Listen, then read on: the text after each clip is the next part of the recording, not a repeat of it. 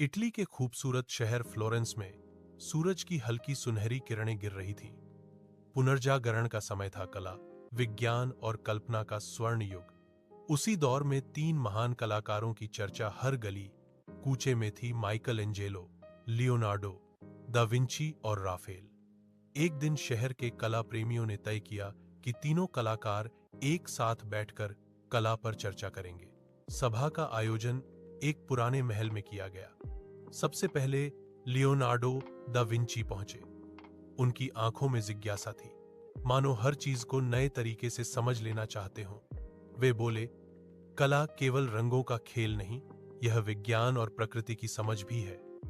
तभी दृढ़ कदमों से माइकल एंजेलो अंदर आए। उनके हाथों में पत्थर की धूल जैसे अब भी चिपकी हुई थी।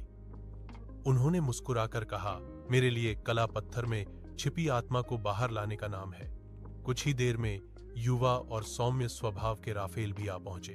उन्होंने विनम्रता से दोनों को प्रणाम किया और कहा, मैं मानता हूं कि कला में सौंदर्य और संतुलन सबसे जरूरी है। ऐसा संतुलन जो हर हृदय को छू ले। तीनों के विचार अलग थे, पर लक्ष्य एक मानव भावनाओं को अमर बनाना। चर्चा के दौरान उन्होंने अपने अपने अनुभव साझा किए।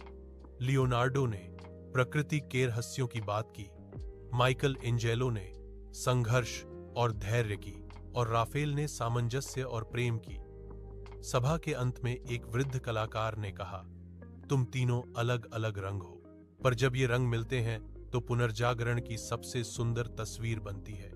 तीनों कलाकार मुस्कुराए।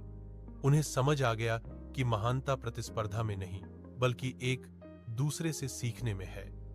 और इस तरह फ्लोरेंस की वह शाम इतिहास में दर्ज हो गई, जहां तीन महान चित्रकारों ने मिलकर कला को नई ऊंचाई